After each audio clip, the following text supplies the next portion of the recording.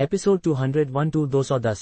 Brigadier Sameer ने उन्हें इन चीजों में से कुछ का खुलासा करने के बाद उसने अंत में अगले चरण के बारे में बोलने का फैसला किया। मैं अब अगले चरण पर स्पष्टीकरण दूंगा, ध्यान से सुनो। ये सुनकर हॉल फिर से शांत हो गया।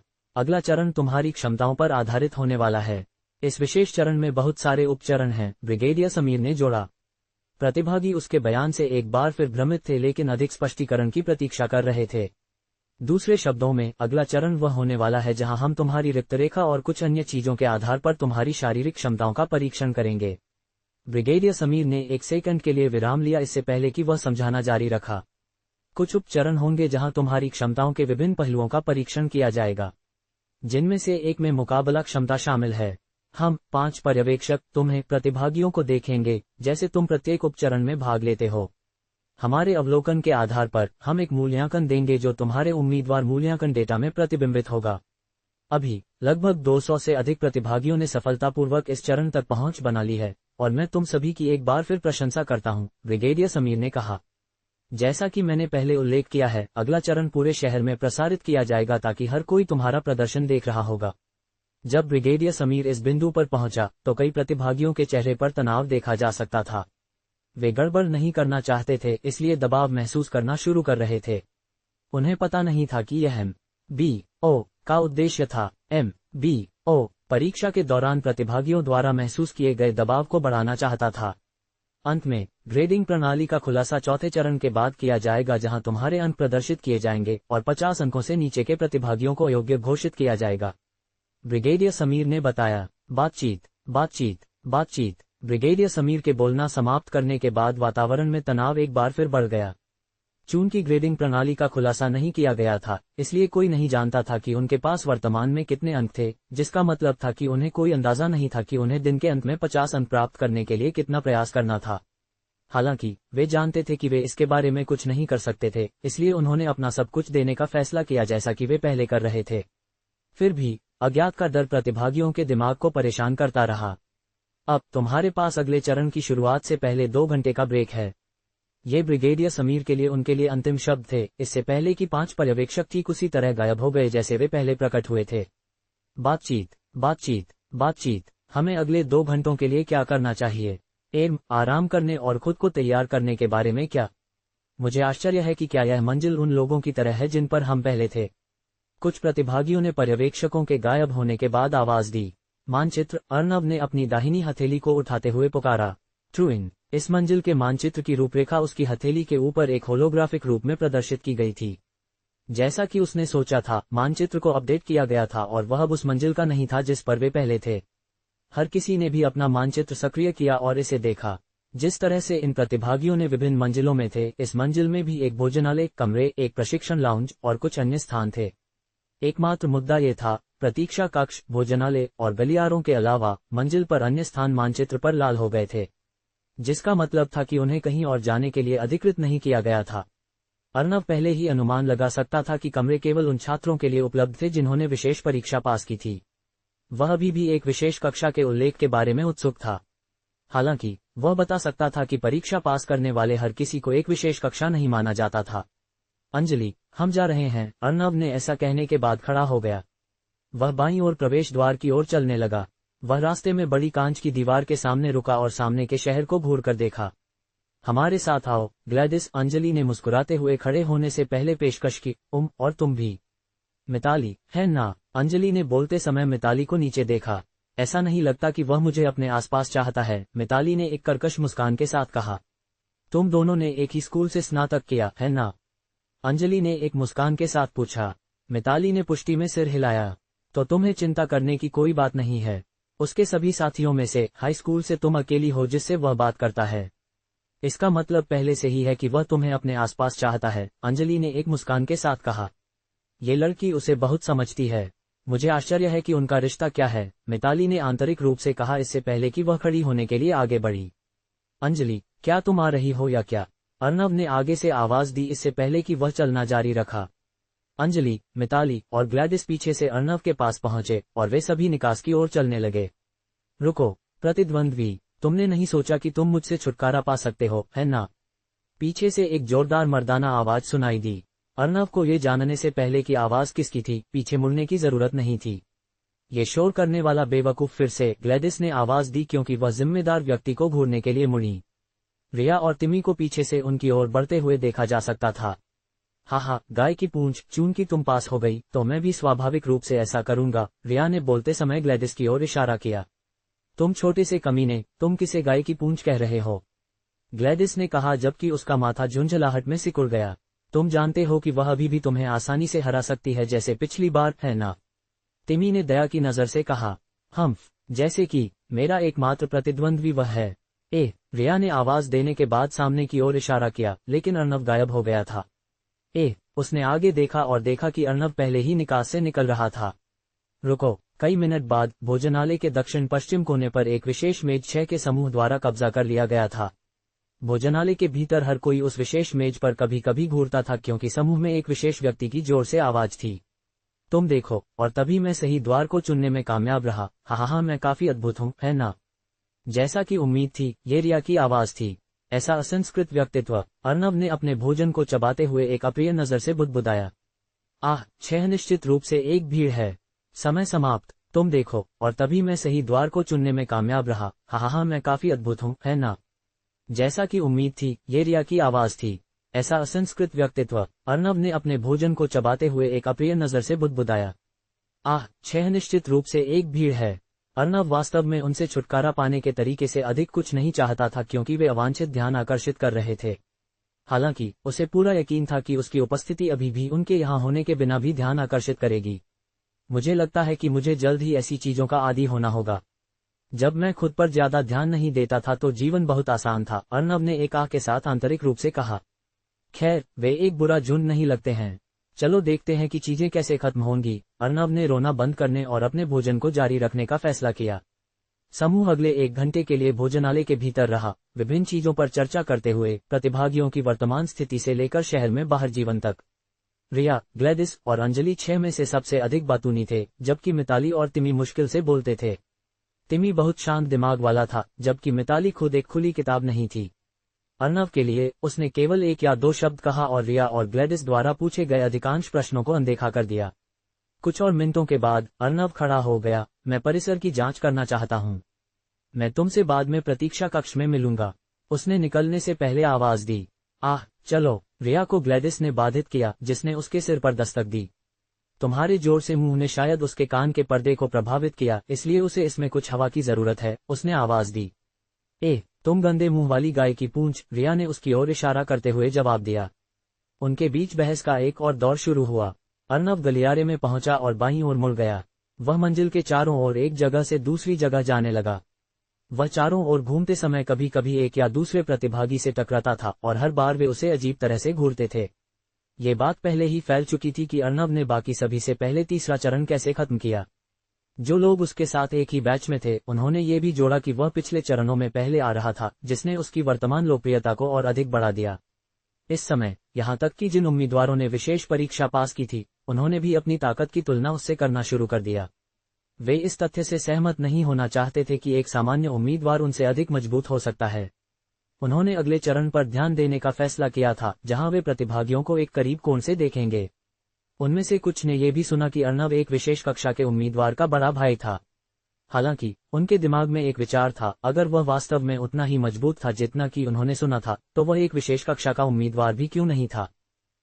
उसने विशेष परीक्षा भी पास नहीं की थी, इसलिए उनमें से कुछ जिन्होंने उसे कार्रवाई में नहीं देखा था, उन्हें लगा कि उसकी ताकत को बस अतिरंजित किया जा रहा था। कुछ समय तक चारों ओर घूमने के बाद चौथे चरण से पहले केवल कुछ और मिनट बाकी थे। अर्नव वर्तमान में कमरे के क्षेत्र में घूम रहा था। वह पिछले 1 घंटे से चलते हुए और योजना बनाते हुए अपने विचारों को व्यवस्थित कर रहा था। जब वह गलियारे के सामने पहुंचा जो कमरे के क्षेत्र में जाता था, तो सामने एक लाल बाधा दिखाई दी और उसे गुजरने से रोक दिया। अर्नव ने अपना हाथ बाधा पर रखा। लगता है कि MBO की बाधाएं भी ऊर्जा स्थापना के लिए अभेद्य नहीं है, क्योंकि एक ग्रेड रक्तरेखा से उम्मीद की जाती है। अर्नव महसूस कर सकता था कि अगर उसने ऊर्जा स्थापना का उपयोग किया, तो वह अपने सामने की बाधा से ऊर्जा को अवशोषित करने और इसे तोड़ने में सक्षम होगा।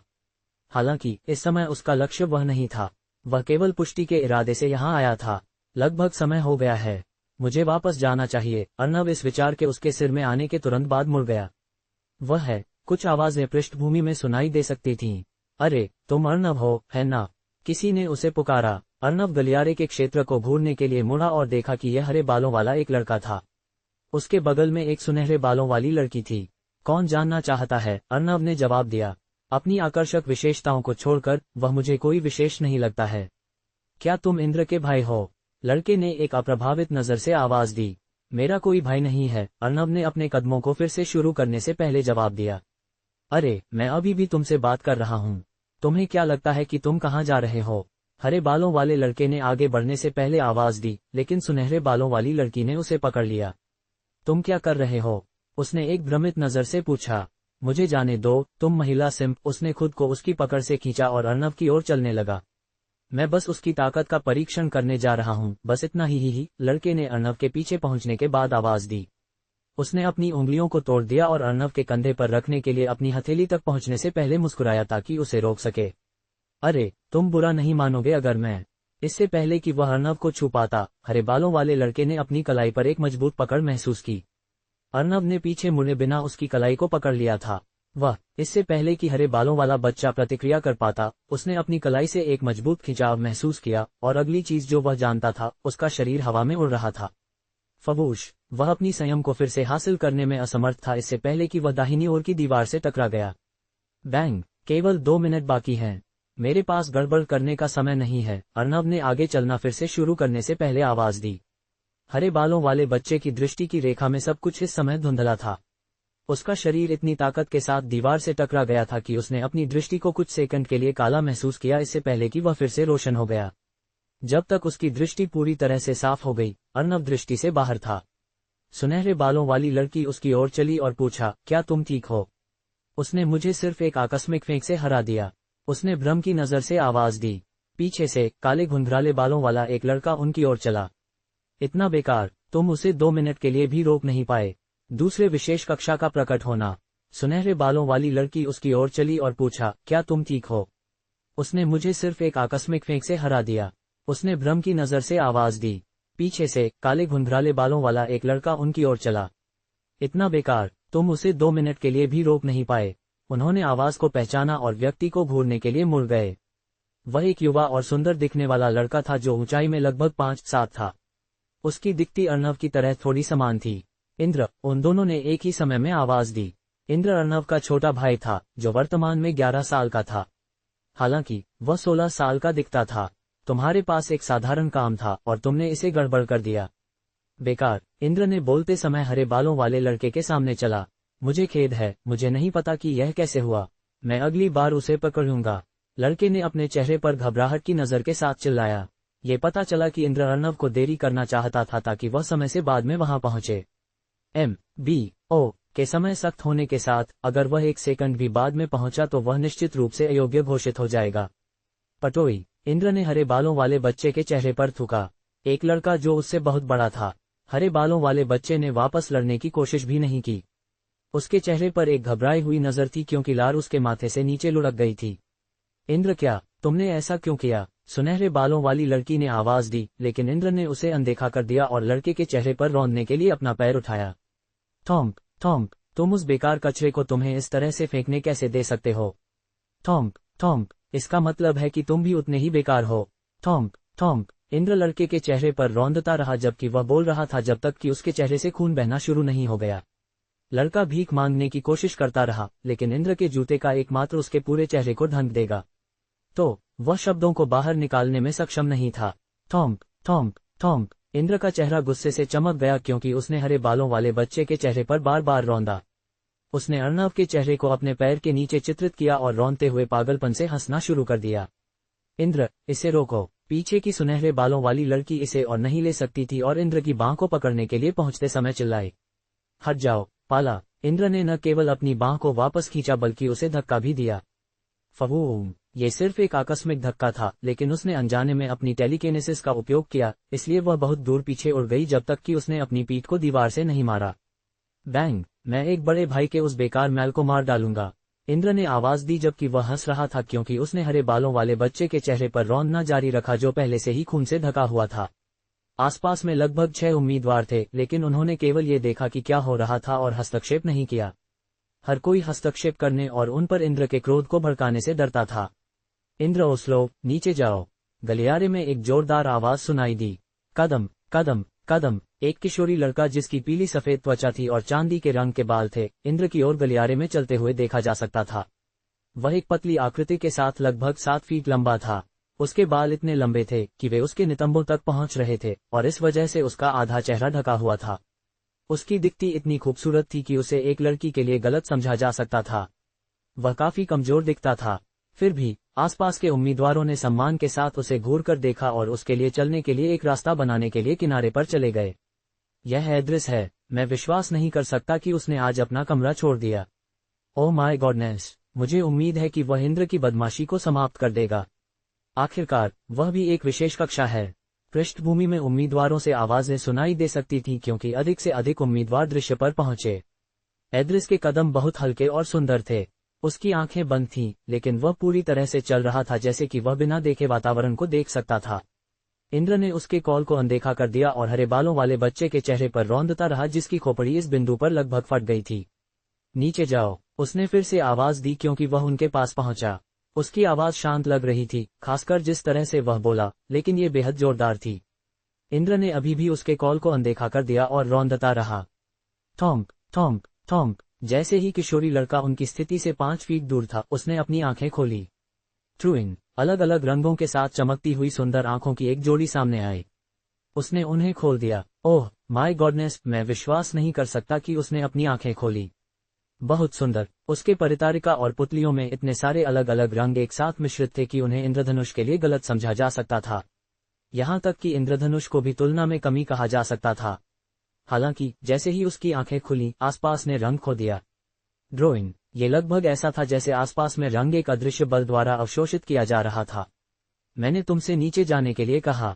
एड्रेस ने इंद्र की बांह को पकड़ने के लिए अपना हाथ बढ़ाया क्योंकि आसपास में सब कुछ काला और सफेद हो गया। इंद्र ने अपने चारों ओर एक खतरनाक बल का निर्माण महसूस किया और पीछे कूद गया। धूम। वह कुछ कदम पीछे उतरा और एड्रेस को एक उत्तेजक नजर फेंकी। क्या है, तुम जाना चाहते हो? इंद्र का माथा एक साथ सिकुड़ गया क्योंकि उसने एड्रेस की ओर अपनी दाहिनी हथेली को बढ़ाया। उनके चारों ओर की जगह अजीब हो गई और मुड़ना शुरू हो गया। एक विशेष कक्षा के रूप में तुम इस तरह से कार्य करना चुनते हो। तुम वास्तव में एक बच्चा हो जिसे यहाँ नहीं होना चाहिए। एड्रेस ने भी अपना हाथ बढ़ाया और इंडिगो, मखमल, स्कारलेट, एक्वा, नीला, कोबाल्ट, राख और पीले जैसे विभिन्न प्रकार के चमकते रंग उसकी हथेली के चारों ओर इकट्ठा होने लगे।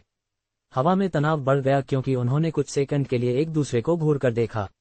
जैसे ही उन दोनों ने आगे बढ़ना चाहा, बीप बीप बीप बीप, एक जोरदार अलार्म बज गया और उनके बीच 3 अधिकारी दिखाई दिए। एक काले रंग में था जबकि अन्य 2 लाल पोशाक में थे। ये काफी है, काले रंग में एक ने आवाज दी और सब कुछ तुरंत सामान्य हो गया। सीधा प्रसारण। ये काफी है, काले रंग में एक ने आवाज दी और सब कुछ तुरंत सामान्य हो गया। उसका इलाज करो, काले रंग के आदमी ने अन्य 2 से कहा और वे तुरंत हरे बालों वाले बच्चे की देखभाल करने चले गए। तुम मेरे साथ आ रहे हो, आदमी ने एक बार फिर आवाज दी, इससे पहले कि वह इंद्र के बाएं कंधे को छूता। इससे पहले कि इंद्र जवाब दे पाता, जिंग, वे दोनों गायब हो गए। एड्रेस थोड़ी देर के लिए वहां खड़ा रहा और चारों ओर देखा।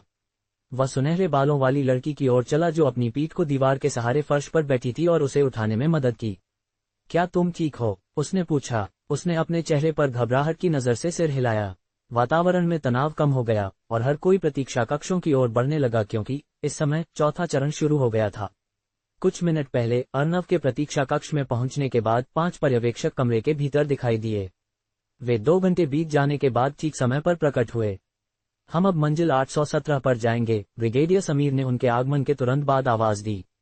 इस बार हर कोई सही समय पर प्रतीक्षा कक्ष में पहुंचा, इसलिए कोई भी अयोग्य नहीं था।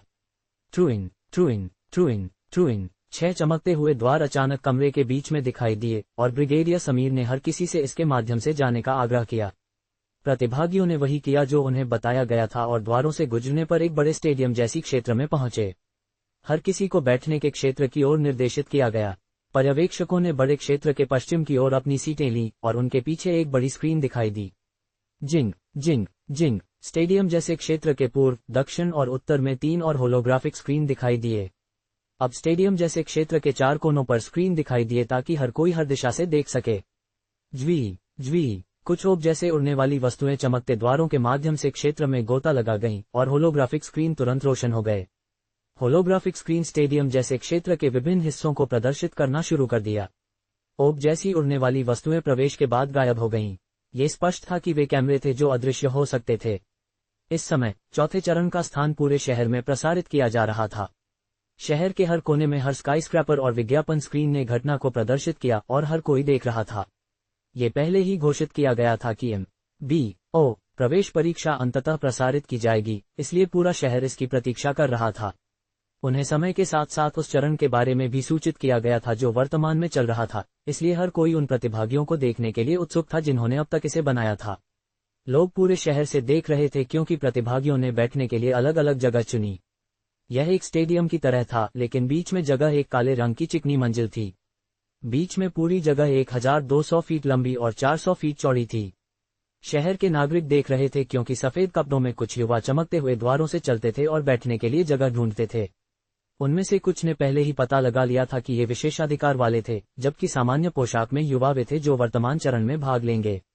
वह मेरा बेटा है, हाहा, वह इसमें कामयाब रहा। ओह माय गॉडनेस, मेरा बच्चा वहां है। कैमरे कभी कभी दर्शक सीटों पर जूम इन करेंगे और स्क्रीन कुछ प्रतिभागियों के चेहरे को प्रदर्शित करेगी। इन बच्चों के माता पिता ने अपने बच्चों को तुरंत पहचान लिया जैसे ही वे स्क्रीन पर प्रदर्शित हुए। भले ही उन्होंने अभी तक अपने बच्चे को घर नहीं देखा था, जिसने साबित किया कि उन्होंने शायद पिछले चरणों को पास कर लिया था, अधिकांश माता पिता को अभी भी पुष्टि की आवश्यकता थी। लगभग 200 प्रतिभागियों ने वर्तमान चरण में इसे बनाया और अपनी क्षमताओं को प्रदर्शित करने वाले थे। युवाओं के स्ट्रीमिंग बंद करने के बाद ब्रिगेडियर समीर अपनी बैठने की स्थिति से खड़ा हो गया और सभी कैमरे उस पर केंद्रित हो गए। अब चौथा चरण शुरू होगा, उसने आवाज दी। हर कोई उस पर ध्यान केंद्रित कर रहा था क्योंकि उसने बोलना शुरू कर दिया था। तुम्हारे बैज नंबर के अनुसार तुम स्थिर मंजिल के पास आओगे और उपश्रेणियों के आधार पर अपनी क्षमताओं को प्रदर्शित करोगे, उसने समझाया। इससे हर किसी ने पहले ही यह निष्कर्ष निकाला कि विभिन्न श्रेणियां होंगी। जब तुम्हारा बैज नंबर दिखाया जाता है तो स्थिर मंजिल के पास आओ। अपने डेटा मूल्यांकन स्कोर को याद रखो, साथ ही अंक इस चरण में तुम्हारे प्रदर्शन पर आधारित होंगे। इस चरण के लिए एक सूट को तुम्हारी रक्तरेखा के उपयोग में सहायता करने के लिए डिजाइन किया गया है और यह भी सुनिश्चित करने के लिए कि तुम्हारे प्रवाह और आंदोलन को किसी भी तरह से प्रतिबंधित नहीं किया गया है, ब्रिगेडियर समीर ने अपनी सीट लेने से पहले जोड़ा। प्रतिभागी अब पहले से कहीं अधिक तनाव महसूस कर रहे थे, जबकि कुछ वास्तव में उत्साहित थे क्योंकि पूरे शहर की आंखें उन पर थीं। उम्मीदवार 00139 और 00327 स्थिर मंजिल के पास आओ। एक रोबोटिक आवाज पूरे आसपास में गूंज उठी। ये पता चला कि यह चरण 2 में लिया जाएगा। 2 प्रतिभागियों ने क्रमशः पूर्व और पश्चिम पक्षों से मंजिल के पास आना शुरू कर दिया। एक छोटा काला बालों वाला एक पुरुष था और उसकी गर्दन के क्षेत्र पर हरी रेखाएं थीं, जबकि दूसरी लंबी बैंगनी बालों वाली और राम सींगों वाली एक महिला थी। वे दोनों भयंकर लग रहे थे क्योंकि वे मंजिल के पास पहुंचे। जैसे ही वे बीच में पहुंचे, उनके दोनों के सामने फर्श से एक लंबी काली चमकती दीवार फैल गई। अपना हथेली परिवर्तन बोर्ड पर रखो, रोबोटिक आवाज फिर से गूंजी। उन्होंने अपनी हथेली को दीवार पर रखा और एक उज्ज्वल चमक ने उन्हें सिर से पैर तक ढक दिया। उनके कपड़े उनके शरीर से फाड़ दिए जा रहे थे और धीरे धीरे एक जैविक तकनीकी सूट द्वारा बदल दिए गए थे। बेशक उज्ज्वल रोशनी के कारण कोई भी उनके शरीर को नहीं देख सकता था, इसलिए उन्हें कोई अंदाजा नहीं था कि रोशनी के भीतर क्या हो रहा था। जब तक रोशनी गायब हो गई, दोनों प्रतिभागी अब नीले और काले धारियों के साथ पूर्ण सफेद जैविक सूट में पहने हुए थे। सूट पूर्ण बॉडी सूट्स की तरह दिखने में थोड़ा समान थे, लेकिन स्पष्ट रूप से अधिक परिष्कृत थे। दोनों प्रतिभागियों ने इसे पहनकर अधिक आराम और लचीला महसूस किया। दीवार फर्श में वापस उतर गई और रोबोटिक आवाज ने उन्हें फर्श के किनारे पर खड़े होने का निर्देश दिया। लड़का दूर बाईं ओर खड़ा था जबकि लड़की दूर दाईं ओर खड़ी थी। जरूर एक लंबी दीवार अचानक फर्श से बाहर निकली और पूरी मंजिल को 2 हिस्सों में विभाजित कर दिया। लड़का बेशक बाईं ओर के आधे हिस्से पर था जबकि लड़की दाईं ओर थी। दीवार ने उन्हें अलग कर दिया था, प्रत्येक को अपनी जगह दे दी थी। तुम्हारे पास अभी एक ही काम है जिसमें सभी उपचरण शामिल हैं। ब्रिगेडियर समीर की आवाज पूरे स्थान पर यात्रा कर गई क्योंकि दोनों प्रतिभागी आगे चौड़ी जगह को घूरते थे। स्थिर मंजिल के दूसरे छोर तक पहुंचने के लिए अपनी क्षमता के भीतर सब कुछ करो। ग्लैडिस की अद्भुत हमला शक्ति। वे दोनों बिल्कुल मिताली और तिमी की तरह। अर्नव यहाँ एक पैटर्न देख सकता था और पर्यवेक्षकों के क्षेत्र को घूरने के लिए आगे देखा। सभी पर्यवेक्षकों के सामने टैब जैसी डिवाइस थी जहां उन्होंने विभिन्न प्रतिभागियों पर एकत्र किए गए डेटा और अवलोकनों को इनपुट किया। भगवान की आंखें सक्रिय हो गई हैं। अर्नव की आंखें पर्यवेक्षकों के क्षेत्र में जूम हो गईं और उसने उन्हें ऐसे घूरा जैसे वे उसके ठीक सामने थे। पर्यवेक्षकों को एक अजीब सी सनसनी महसूस हुई और उन्होंने चारों ओर देखा।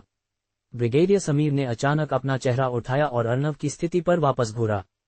चूंकि अर्नव की आंखें उन पर जूम हो गई थीं, यह ऐसा था जैसे ब्रिगेडियर समीर उसकी आंखों में चीख से घूर रहा था। अर्नव पीछे हट गया और भगवान की आंखें निष्क्रिय कर दीं। पर्यवेक्षकों ने अपने कर्तव्यों पर अपना ध्यान वापस कर दिया जबकि ब्रिगेडियर समीर मुस्कुराया इससे पहले कि वह जारी रखा। ब्रिगेडियर समीर वास्तव में बहुत शक्तिशाली लगता है, मिस एमी जितना शक्तिशाली नहीं, लेकिन उसकी ताकत को हल्के में नहीं लिया जा सकता। अर्नव ने अपनी दृष्टि को वापस लेने के बाद ये देखा, मुझे सावधान रहना होगा ताकि वह मेरे माध्यम से न देख सके और मिस एमी की तरह मेरी कई क्षमताओं को नोटिस न कर सके क्योंकि मैं अभी तक उसके इरादों को नहीं जानता। अर्नव ने आंतरिक रूप से यह निर्णय लेने के बाद फर्श पर वापस ध्यान केंद्रित किया। ग्लैडिस बिल्कुल तिमी की तरह उसके शरीर को ढंके हुए उसी लाल जैसी आभा थी। फिर भी उसकी क्षमता का उपयोग उसके से अलग लग रहा था। हालांकि जब अर्नव ने उसके शरीर का निरीक्षण करने के लिए भगवान की आंखें का उपयोग किया तो वह देख सकता था कि उसकी आंतरिक बनावट दिखाए गए रंग के कारण उसकी तरह ही समान थी। यह अर्नव को ये सोचने पर मजबूर कर रहा था कि क्या उनकी रक्तरेखाएं समान थीं, लेकिन उन्होंने इसके लिए अलग अलग क्षमताओं को अनलॉक किया। किसी अन्य मिश्रित रक्त के लिए एक समान रक्तरेखा होना एक असामान्य अनुभव नहीं था, लेकिन हमेशा एक या कई अंतर होते थे। मिस एमी और योहिको की रक्तरेखा समान थी, लेकिन मिस एमी पतली हवा से चीजें नहीं बना सकती थी जबकि योहिको वही कर सकता था और एक वस्तु को दूसरे में बदल सकता था। योहिको की रक्तरेखा को उसकी तुलना में अधिक उन्नत कहा जा सकता है। मिस एमी, जो अधिक मजबूत थी, एक भव्य पैमाने पर पतली हवा से वस्तुओं का निर्माण कर सकती थी, योहिको के विपरीत जो कुछ प्रयासों के बाद जल्द ही थक गई थी। किसी भी तरह से एक ही रक्तरेखा वाले लोग हमेशा हल्के अंतर के साथ समान क्षमताओं को साझा करते हैं। फिर भी अर्नव ने ग्लैडिस और तिमी की रक्तरेखाओं के बीच कोई समान क्षमता नहीं देखी थी। ग्लैडिस आगे बढ़ी और उसने अपनी ऊर्जा से कंजर की गई बड़ी हंसियों से एय और तोपों को टुकड़ों में तोड़ दिया। उसकी ताकत बहुत प्रभावशाली थी, साथ ही उसकी मुकाबला तकनीकें भी। अर्नव बता सकता था कि उसे मुकाबला में अच्छी तरह से प्रशिक्षित किया गया था, अधिकांश अन्य प्रतिभागियों के विपरीत जो नौसिखियों की तरह लड़ते थे। उसकी हंसिया की एक एय को दो में अलग कर देगी और वह अभी भी दूसरों को और साथ ही उस पर दागी गई गोलियों को आसानी से चकमा देने में सक्षम होगी। उसकी पूंछ पीछे की ओर झूलती थी और एक एआई की गर्दन पर लटक गई। उसने इसे उठाया और इसे एक तोप की ओर फेंक दिया जिससे दोनों कई टुकड़ों में बिखर गए। उसकी पूंछ एक तीसरे हाथ की तरह थी और आश्चर्यजनक रूप से ये लंबाई में भी फैल सकती थी। वह न केवल शरीर में अलग थी, बल्कि उसके पास एक रक्तरेखा भी थी जो एक ही समय में दो क्षमताओं की तरह थी। रिया भी बुरा नहीं कर रहा था। चूंकि उसकी रक्तरेखा क्षमता चट्टान हेरफेर के लिए थी, वह पहले से ही अपने साथ कुछ पत्थर ले गया था जो उसकी हथेली में फिट हो सकते थे, ये जानते हुए कि वह आसपास में कुछ भी नियंत्रित करने के लिए नहीं पा सकता था। ट्वाय थवाय थवाय पत्थर अत्यंत अति गति से चारों ओर उड़ गए, एआई के धातु के शरीर में फाड़ते हुए। एक और चीज जिसने उसकी मदद की वह ये थी कि वह पत्थरों के आकार को एक निश्चित राशि तक बढ़ा सकता था, इसलिए उसने इसे भी अधिक मजबूत बना दिया। रिया के करने से पहले ग्लैडिस ने समाप्त कर दिया और उसके स्कोर की गणना 9.2 की गई, जबकि रिया को 8.3 का स्कोर दिया गया। रिया अपनी ओर से उसका स्कोर सुनकर संतुष्ट नहीं था। वह तीनों के बीच एक खट्टा हारने वाला नहीं बनना चाहता था, इसलिए उसने बेहतर करने की कसम खाई। जब हमला शक्ति उपचरण शुरू हुआ तो उसने पत्थरों के आकार को अधिकतम तक बढ़ा दिया, उन सभी को एक में विलय कर दिया ताकि एक छोटी कार जितना बड़ा हो सके, और उसने इसे सामने बड़े बोर्ड की ओर फेंक दिया। बैंग! एक जोरदार आवाज पूरे स्थान पर गूंजी क्योंकि संख्याएं पागलपन की तरह ऊपर चली गईं और बोर्ड कंपन करने लगा। टकराव से भारी बल के कारण संपर्क के बाद चट्टान छोटे टुकड़ों में बिखर गई। 12,000, यह अब तक का सबसे ज्यादा था। तिमी और मिताली को 1,000 से कम मिला। रिया इस इनपुट से संतुष्ट था और चूंकि उसने दूसरी तरफ से कोई आवाज नहीं सुनी थी, तो उसने सोचा कि ग्लैडिस ने अभी तक अपना नहीं किया था। ही मैं निश्चित रूप से इस उपचरण में सबसे ज्यादा अंक प्राप्त करूंगा। तुम मेरी गांड चूम सकते हो, ग्लैडिस, उसने एक जोरदार आवाज में चिल्लाया जबकि उसके स्कोर की गणना की जा रही थी। दूसरी तरफ ग्लैडिस वर्तमान में अपनी आंखें बंद कर रही थी क्योंकि उसके चारों ओर लाल ऊर्जा आकार में बढ़ती रही। उसने पहले से ही कंजर की गई हंसियों को गायब कर दिया था और अभी वह कुछ और कंजरिंग कर रही थी। लाल आभा जैसी ऊर्जा इस हद तक चढ़ती रही कि पूरी मंजिल अब चमकीली लाल चमक रही थी। यहां तक कि रिया ने भी इसे देखा और पक्ष को घूरने के लिए मुड़ गया। वह क्या कर रही है? उसने पहचाना कि यह ग्लैडिस का करना होगा। ग्लैडिस के ऊपर उसकी लाल ऊर्जा से एक बड़ी लाल बेलनाकार आकार की वस्तु बन रही थी। ये वर्तमान में एक छोटे ट्रक जितना बड़ा था। फिर भी यह आकार में तब तक बढ़ता रहा जब तक कि यह एक बंगले की इमारत जितना बड़ा नहीं हो गया। दुनिया में क्या वह इतनी बड़ी चीज कैसे बना सकती है? मैं उस चीज से भारी शक्ति महसूस कर सकता हूँ। प्रतिभागियों ने यह देखकर अपने चेहरे पर घबराहट की नजर से कहा। इस बिंदु पर ग्लैडिस पहले से ही थकी हुई दिखने लगी थी। उसने अपनी बाहों को, जो वर्तमान में सामने की ओर बड़े बोर्ड की ओर उठी हुई थी, झुलाया। सश्वव बड़ी बेलनाकार वस्तु बल के साथ नीचे उतरी और बोर्ड से टकरा गई। बूम, गणना त्रुटि। बड़ी बेलनाकार वस्तु बल के साथ नीचे उतरी और बोर्ड से टकरा गई। बूम, रिया का हमला एक बंदूक की गोली की तरह लग रहा था, जबकि उसका एक विस्फोट की तरह लग रहा था। बोर्ड तीव्रता के साथ कंपन करने लगा और लगभग उड़ गया, जबकि फर्श, जिसने कुछ प्रभाव भी लिया, उसमें 50 फीट चौड़ा दांत था, लेकिन ये कुछ सेकंड में सामान्य हो गया। वाह! पूरा शहर आसपास के प्रतिभागियों के साथ सदमे में था। वे ये सोचने लगे कि इतनी शक्तिशाली प्रतिभागी उन उम्मीदवारों में क्यों नहीं थी जिन्होंने विशेष परीक्षा पास की थी। उसकी ताकत के स्तर को देखते हुए वह कोई ऐसा व्यक्ति होना चाहिए जिसने पास किया हो। रिया, तिमी और मिताली के साथ भी यही था। वे सभी सामान्य प्रतिभागियों से कटे हुए थे, फिर भी वे उन लोगों में नहीं थे जिन्होंने विशेष परीक्षा पास की थी। ये कुछ ऐसा था जिसे अन्य प्रतिभागी नहीं समझ सकते थे। पसीना ग्लैडिस के माथे से टपका और वह थोड़ा काम गई क्योंकि वह मुस्कुराए। मैंने इसे खींच लिया। उसने संख्याओं को घूर कर देखा जो अभी भी चढ़ रही थीं।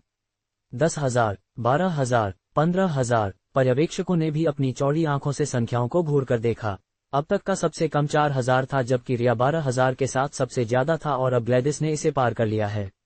ऐसा नहीं था कि 6,000 पाउंड की हमला शक्ति शक्तिशाली नहीं थी, लेकिन ग्लैडिस जैसे लोग उम्मीद से अधिक मजबूत थे।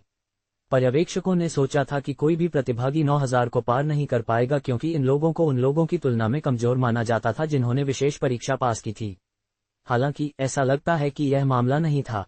कौन जानता था कि कम अंक वाले प्रतिभागी अब कितना हीन महसूस कर रहे थे।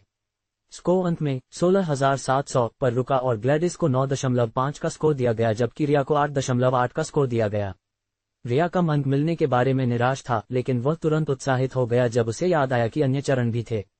वे अगले उपचरण में गए, जो योग्यता तर्क खुफिया था। रिया इस उपचरण में ग्लैडिस से अधिक अंक प्राप्त करने में सक्षम था, जो उसने अंतरिक्ष में प्रक्षेपित अधिक मुद्दों को हल करके किया। कुछ मिनटों के बाद उन्होंने पूरे उपचरणों को समाप्त कर दिया।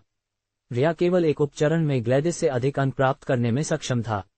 यहां तक कि ताकत उपचरण में भी वह अभी भी 7,000 पाउंड तक उठाकर 9 का स्कोर प्राप्त करने में कामयाब रही।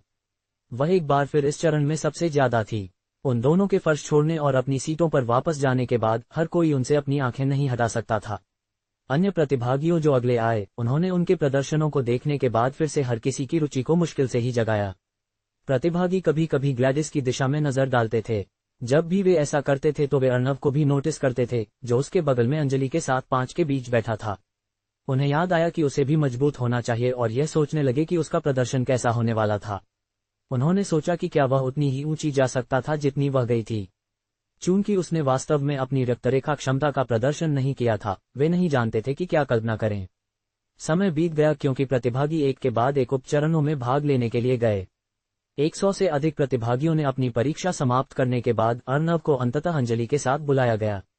उम्मीदवार 00126 और 00121 एक स्थिर मंजिल के पास आओ। तो यह एक संयोग नहीं था। क्या ये वह हो सकता है? अर्नव एक बार फिर खड़े होते समय निर्णय क्षेत्र को घूर कर देखा। वह और अंजलि फर्श की ओर बढ़े। ओह, अब उसकी बारी है। मुझे आश्चर्य है कि उसका प्रदर्शन कैसा होने वाला है। वह बहुत मजबूत है, लेकिन क्या उसका प्रदर्शन ग्लैडिस से अधिक हो सकता है? लड़की भी वास्तव में शक्तिशाली है। मुझे आश्चर्य है कि उसकी हमला शक्ति कितनी ऊंची होने वाली है। प्रतिभागी उन दोनों पर केंद्रित थे। वे एक भी विवरण नहीं छोड़ना चाहते थे। शहर के विभिन्न हिस्सों में एकलव्य अकादमी के छात्रों और शिक्षकों ने सभी स्क्रीन को चौड़े खुले मुंह के साथ घूर कर देखा। अर्नव चौथे चरण में कामयाब रहा। क्या ये किस्मत थी? उसने ये कैसे किया? वे अपने सिर को यह नहीं समझ पाए कि अर्नव उन 200 से अधिक प्रतिभागियों में कैसे था जो यहां तक पहुंचने में कामयाब रहे। अर्नव के पूर्व घर में उसके पिता और मां ने अपने घरों में स्क्रीन को सदमे की नजर से घूर कर देखा। क्या वह अर्नव है? वह वहां कैसे पहुंच गया? यह एक गलती होनी चाहिए। मैं इस पर विश्वास करने से इनकार करता हूं। मां ने चिल्लाया, चुप रहो औरत, अनावश्यक शोर करना बंद करो और मुझे देखने दो ताकि मैं पुष्टि कर सकूं कि क्या यह एक तमाशा है। पिता ने चिल्लाया और अर्नव और अंजलि को फर्श की ओर बढ़ते हुए स्क्रीन पर ध्यान केंद्रित किया। अंजलि ने अर्नव को घूरने के लिए मुड़ गई क्योंकि वे आगे फर्श पर बंद हो गए और मुस्कुराए। शुभकामनाएं अर्नव, उसने आवाज दी। तुम भी अपना सर्वश्रेष्ठ दो, अर्नव ने कहने के बाद मुस्कान लौटा दी। वे फर्श पर पहुंचे और अपना हाथ दीवार पर रखा जो जमीन से फैल गया था। ट्रूइन, ट्रूइन, लगभग 5 सेकंड के लिए उनके शरीर को उज्ज्वल रोशनी ने निगल लिया और इसके मरने के बाद उनके शरीर पर तकनीकी सूट देखा जा सकता था। जैसे ही एआई और तोपें सामने आने लगी, दीवार नीचे उतर गई। अंजलि निश्चित रूप से इस उपचरण को आसानी से पास कर जाएगी, अर्नव ने आंतरिक रूप से कहा और उसके बारे में चिंता न करने का फैसला किया। अब मैं अपने पर ध्यान केंद्रित करूंगा। उसके चेहरे पर एक मुस्कान दिखाई दी क्योंकि वह आगे बढ़ा। डैश सक्रिय हो गया है। सशूश। अर्नव एक बार चला और किनारे पर एक एआई के सामने दिखाई दिया इससे पहले कि वह अपनी मुट्ठी बाहर फेंकता। बैंग। उसकी मुट्ठी ने एआई की छाती को फाड़ दिया और वह तुरंत किनारे पर चला गया, 3 बीमों को चकमा देते हुए जो एआई में समाप्त हो गई जिसे उसने अभी हमला किया था। डंक। अर्नव गति के साथ झुक गया, तेज ब्लेड को चकमा देते हुए जो उसकी गर्दन की ओर झूल गया था। जब तक वह ऊपर उठा, उसकी मुट्ठी भी उसके साथ चढ़ रही थी। बाम। उसकी मुट्ठी एआई के जबड़े में एक पल पहले टकरा गई, जिससे उसका पूरा सिर उसकी गर्दन से उखड़ गया। सशूश। वह फिर से दूर चला गया और कुछ सेकंड के लिए दीवार के पार दौड़ा, इस प्रक्रिया में उन पर तोपों को तोड़ते हुए। दीवार से नीचे कूदते हुए उसने अपने पैरों को उठाया और इसे एक एआई के सिर पर नीचे लाया, जिससे उसका सिर फट गया। स्क्रिया। अर्नव ने एक के बाद एक एआई से निपटा क्योंकि बिजली हर जगह फट गई। अंजलि की ओर से वह एक ऐसी गति से चल रही थी कि दर्शक भी उसका पालन नहीं कर सकते थे। एक बार जब उसकी आफ्टर इमेज एक विशेष क्षेत्र से गुजरी, तो वहां एआई को अगले पल में टुकड़े टुकड़े कर दिया जाएगा। अंजलि एक प्रेत से भी तेज जगह भर में घूमती थी, तोपों को भी नष्ट कर रही थी। एक भी हमला उसे छूने में सक्षम नहीं था। यह उपचरण उन दोनों के लिए केक का एक टुकड़ा था। अंजलि 1 मिनट में समाप्त हो गई। अर्नव उससे कुछ सेकंड बाद था। यदि गति सबसे अच्छा मुकाबला स्कोर प्राप्त करने की आवश्यकता थी तो अंजलि सबसे ज्यादा होती, लेकिन दुर्भाग्य से ऐसा नहीं था। पर्यवेक्षकों ने पूरे प्रक्रिया का धीमी गति में विश्लेषण किया था, प्रत्येक के द्वारा किए गए हर कदम को देखकर इससे पहले कि वे अपना फैसला देते। उम्मीदवार 0012 मुकाबला स्कोर की गणना कर रहा है। अंजलि का स्कोर प्रदर्शित किया गया और इसने 9.3 दिखाया, लेकिन अर्नव का स्कोर गणना करने में सामान्य से अधिक समय ले रहा था। अंजलि ने पहले ही दूसरा उपचरण शुरू कर दिया था जबकि अर्नव अभी भी अपने अंकों की प्रतीक्षा कर रहा था। उम्मीदवार 0012 मुकाबला क्षमता इस उपचरण के स्तर को पार कर गया है। स्कोर की सही गणना नहीं की जा सकती है। उपचरणों के स्तर को विशेष कक्षा स्तर तक बढ़ाने की अनुमति का अनुरोध। विशेष कक्षा की सामग्री। रोबोटिक आवाज ने अपना अनुरोध घोषित किया। उम्मीदवार 00126 की युद्ध क्षमता इस उपचरण के स्तर को पार कर गई है। अंक की गणना सही ढंग से नहीं की जा सकती है। विशेष कक्षा के स्तर तक उपचरणों के स्तर को बढ़ाने की अनुमति का अनुरोध। चारों ओर बातचीत शुरू हो गई। यह क्या हो रहा है? उसका प्रदर्शन इस उपचरण के स्तर से ऊपर कैसे चला गया? विशेष कक्षा के स्तर का क्या मतलब है? हे भगवान, मैं तो उनकी हरकतों को मुश्किल से ही देख पाया। उसके साथ हमेशा सब कुछ अलग क्यों होता है?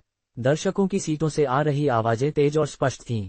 उनमें से ज्यादातर तो अर्नव और एआई के बीच की लड़ाई को अपनी आंखों से देख भी नहीं पा रहे थे, इसलिए उन्हें यह अंदाजा नहीं था कि उसने कितना अच्छा प्रदर्शन किया। यहां तक कि उन्हें लगा कि अंजलि को अधिक अंक मिलने चाहिए थे क्योंकि उसने पहले खत्म किया था। फिर भी वे जानते थे कि एआई की गणना पर्यवेक्षकों के इनपुट पर आधारित थी। उन्हें विश्वास था कि पर्यवेक्षक गलत डेटा इनपुट नहीं करेंगे। शहर में देख रहे हर कोई उतना ही हैरान और भ्रमित था। उन्हें आश्चर्य हुआ कि एआई का अपने शब्दों से क्या मतलब था और उन्होंने पर्यवेक्षकों के हवा को साफ करने का इंतजार किया। उम्मीदवार 0126, ऐसा लगता है कि आपकी युद्ध क्षमता उपचरण की सेटिंग से उच्च स्तर पर है। क्या आप उपचरणों की कठिनाई के स्तर को विशेष कक्षा के स्तर तक बढ़ाना चाहते हैं? ब्रिगेडियर समीर ने अपनी स्थिति से आवाज उठाई। अब स्क्रीन 3 भागों में विभाजित हो गई थी। पहला भाग अंजलि को दिखा रहा था, जो फिलहाल दूसरे चरण से गुजर रही थी, जबकि दूसरा और तीसरा अर्नव और ब्रिगेडियर समीर को दिखा रहा था। अर्नव अपनी जगह पर खड़ा रहा और एक चिंतनशील नजर से पर्यवेक्षक के क्षेत्र को घूरने लगा। अगर मैं कठिनाई के स्तर में वृद्धि के लिए सहमत हो जाऊं तो क्या होगा? अर्नव ने पूछा। उसने एक सामान्य पिच पर बात की, लेकिन उसकी आवाज पूरे आसपास और पूरे शहर में प्रसारित हो गई। सबसे पहली बात, हालांकि उपचरणों को नहीं बदला जाएगा, कठिनाई का स्तर बढ़ जाएगा, जिसका मतलब है कि एक प्रदर्शन जो आपको सामान्य उपचरण में भाग लेने पर 9 अंक दिलाता, वह विशेष कक्षा स्तर के उपचरणों में भाग लेने पर आपको केवल 5 या उससे कम दिला पाएगा, ब्रिगेडियर समीर ने खुलासा किया। प्रतिभागियों के साथ साथ जो लोग देख रहे थे, वे भी आपस में बातचीत करने लगे कि विशेष कक्षा स्तर के उपचरण का उद्देश्य क्या था। दूसरी बात, कठिनाई के स्तर को विशेष कक्षा के स्तर तक बढ़ाने से आपको विशेष कक्षा दल में भर्ती होने का मौका मिलता है यदि आप इसे अच्छे अंकों के साथ सफलतापूर्वक पूरा करते हैं, ब्रिगेडियर समीर ने जोड़ा। अर्नव के घर में उसके माता पिता अविश्वास की नजरों से देख रहे थे। क्या ये वही दल नहीं है जिसके लिए हमारे प्यारे बेटे को भर्ती किया गया था? पिता ने आवाज उठाई, वे उसे इसका हिस्सा बनने का मौका देने के बारे में कैसे सोच सकते हैं। माँ ने अविश्वास में आवाज उठाई, क्या तुम पागल हो औरत, क्या तुमने अभी उसका प्रदर्शन नहीं देखा। पिता ने झुंझलाहट की नजर से आवाज उठाई जबकि स्क्रीन की ओर इशारा करते हुए, तुम्हारा प्यारा बेटा भी ऐसा नहीं कर सकता। वह वापस उस स्क्रीन को घूरने लगा जहां अर्नव को दिखाया जा रहा था। वह अब वह अर्नव नहीं है जिसे हम जानते थे। उसने पहले इस विशेष कक्षा का उल्लेख किया था। मुझे यकीन है कि इसका संबंध अभिजात वर्ग के प्रतिभागियों को एक साथ समूहित करने से है, अर्नव ने आंतरिक रूप से कहा जैसे जैसे वह सुनता रहा। आप सोच रहे होंगे कि विशेष कक्षा का सदस्य होने का क्या मतलब है, इसलिए मैं आपको एक या दो बातें बताऊंगा। MBO में प्रवेश करने पर एक विशेष कक्षा के रंगरूट को कुछ विशेषाधिकार मिलते हैं जो सामान्य रंगरूटों को नहीं मिलते हैं। अभी कुछ युवा हैं जिन्हें विशेष कक्षा के उम्मीदवार के रूप में चुना गया है। वे अभिजात वर्ग के उम्मीदवारों का एक समूह है, ब्रिगेडियर समीर ने समझाया। हे भगवान, क्या ऐसा भी कोई दल था? लगता है उसने बड़ा हाथ मारा है। मैंने सुना है कि उसका भाई भी उनमें से एक है। क्या उसका एक भाई है? प्रतिभागी आपस में बहस करने लगे जैसे ही अर्नव विचार करने लगा। वह बच्चा एक विशेष कक्षा का उम्मीदवार होना चाहिए, मुझे यकीन है। एक घुंघराले बालों वाले बच्चे की छवि उसके दिमाग में दिखाई दी जैसे ही उसने ये सोचा। एक विशेष कक्षा बनना अच्छा लगता है, लेकिन इसमें निश्चित रूप से इसके फायदे और नुकसान हैं। विशेष कक्षा के रंगरूटों को अवसर और विशेषाधिकार मिल सकते हैं, लेकिन क्या होगा अगर उन्हें दूसरों की तरह स्वतंत्रता न दी जाए या कुछ और?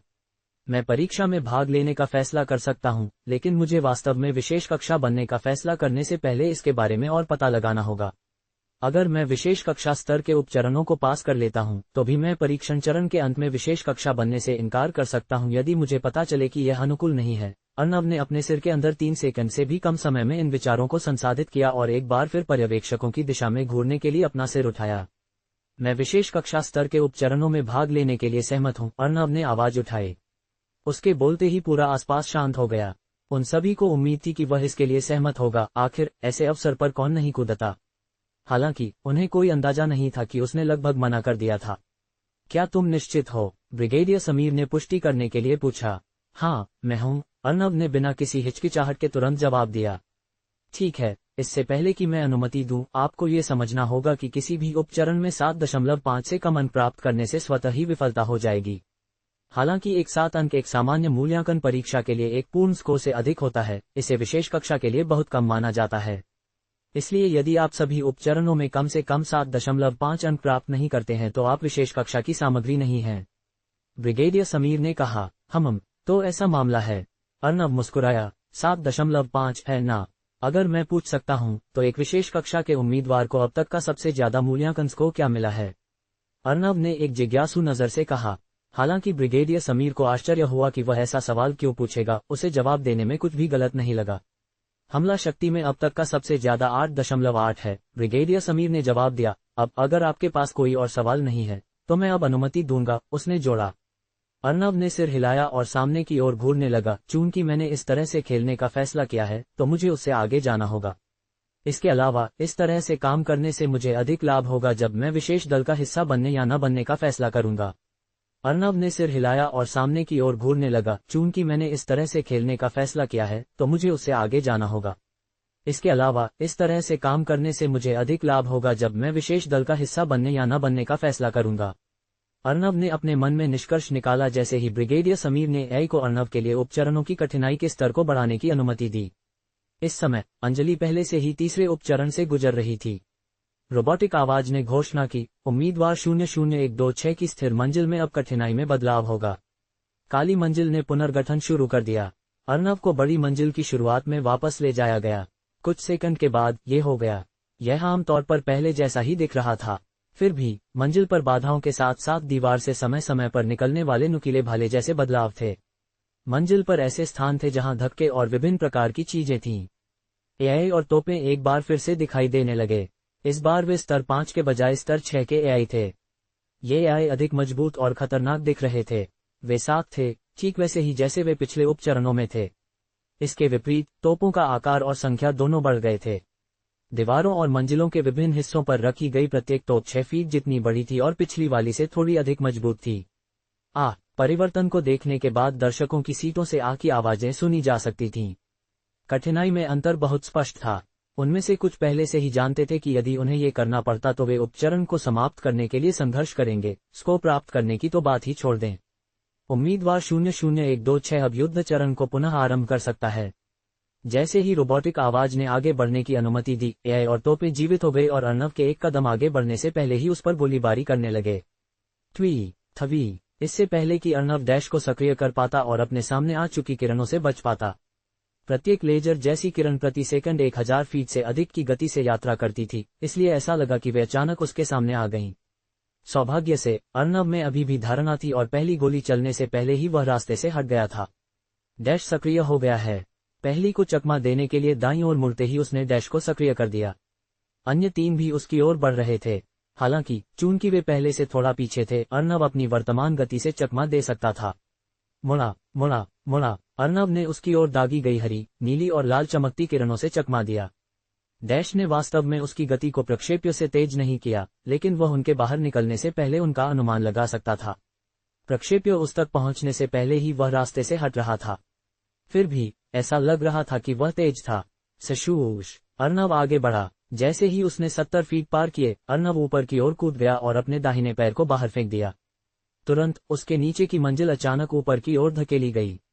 हालांकि वह पहले ही अपनी सीमा से बाहर निकलने के लिए पर्याप्त ऊंचा कूद चुका था। बाम, अर्नव के पैर ने पहले एआई के सिर में सटीक रूप से तोड़ दिया, जिससे यह उसकी गर्दन के ऊपर से उड़ गया और इसके साथ तार और सर्किट बाहर निकल गए। अर्नव ने शरीर को पकड़ा और अचानक खुद के सामने रखने के लिए बाईं ओर मुड़ गया। थवी थवी, 2 किरणें एआई के कटे हुए यांत्रिक शरीर में टकरा गईं, इस प्रक्रिया में अर्नव की रक्षा करते हुए। अर्नव ने बड़े एआई के शरीर को उठाया जो 6 फीट से लंबा था और 1000 किलोग्राम से अधिक वजन का था। उसने लापरवाही से इसे 2 एआई की ओर झुलाया जिन्होंने उस पर गोली चलाई थी और पीछे की ओर कूद गया। बाम बाम, शरीर दोनों एआई में टूट गया, जिससे वे किनारे पर कांटेदार दीवार की ओर उड़ गए। प्रूहक प्रूहक, दोनों एआई को दीवार से बाहर निकली हुई कई नुकीली वस्तुओं से छेदा गया। जैसे ही अर्नव पीछे कूदा, उसने दीवारों पर लगी तोपों की गोलीबारी से भी चकमा दिया। उसे मंजिलों के पार सावधानी से चलना पड़ा क्योंकि कुछ जगहों पर जाल थे। उसने भगवान की आंखें सक्रिय नहीं की, लेकिन वह बता सकता था। गुरुत्वाकर्षण विस्थापन सक्रिय हो गया है। वातावरण के चारों ओर गुरुत्वाकर्षण बल अचानक अजीब हो गया। अर्नव ने अपनी बाहों को अलग फेंक दिया और आगे दौड़ा। ऐसा लगा कि उसने ऐसा केवल इसलिए किया क्योंकि वह दौड़ना चाहता था। हालांकि सच्चाई ये थी कि वह गुरुत्वाकर्षण विस्थापन को दीवारों की ओर निर्देशित कर रहा था। कुछ सेकंड के लिए दीवारों पर लगी तोपों ने भारीपन के कारण अपने नोजल को नीचे कर लिया और गोलीबारी से चूक गए। अर्नव ने बाकी एआई की ओर डैश करने और उन्हें टुकड़ों में तोड़ने के लिए इस अवसर का उपयोग किया। बाम बाम बाम बाम, उसने लगातार आखिरी 2 की ओर अपनी मुट्ठी फेंकी, जिससे उनके शरीर में छेद हो गए। एआई के हिस्सों के टुकड़े जगह भर में उड़ गए। दोनों सिर बाईं ओर 2 तोपों में टूट गए। इस प्रक्रिया में उन्हें नष्ट कर दिया। गुरुत्वाकर्षण विस्थापन निष्क्रिय कर दिया गया है। गुरुत्वाकर्षण विस्थापन को केवल कुछ सेकंड के लिए बनाए रखा जा सकता था, इसलिए अर्नव ने आखिरी 2 एआई को नष्ट कर दिया था। तब तक यह अपना उद्देश्य पूरा कर चुका था। तोपों ने अपनी कार्यक्षमता फिर से हासिल कर ली और एक बार फिर उस पर गोलीबारी करना शुरू कर दिया। सशूश सशूश स्वूप, अर्नव जगह भर में डैश करता रहा, इस प्रक्रिया में किरणों से चकमा देते हुए। उसने प्रत्येक दीवार पर तोपों की संख्या गिनी और देखा कि बाईं ओर 7 थे जबकि दाईं ओर केवल 3 बचे थे। अर्नव दाईं ओर डैश किया और 100 फीट ऊपर की ओर उछला। थूम, वह सीधे पहली तोप पर उतरा। वह उस पर एक कुर्सी की तरह बैठ गया। थ्रोइंग थ्रोइंग थ्रोइंग, सभी तोपों ने इस विशेष तोप की ओर रुख किया और उस पर गोलीबारी करना शुरू कर दिया। थून थून थून, बूम, तोप के टुकड़ों में टूटने पर अर्नव किनारे पर कूद गया और अगले पर उतरा।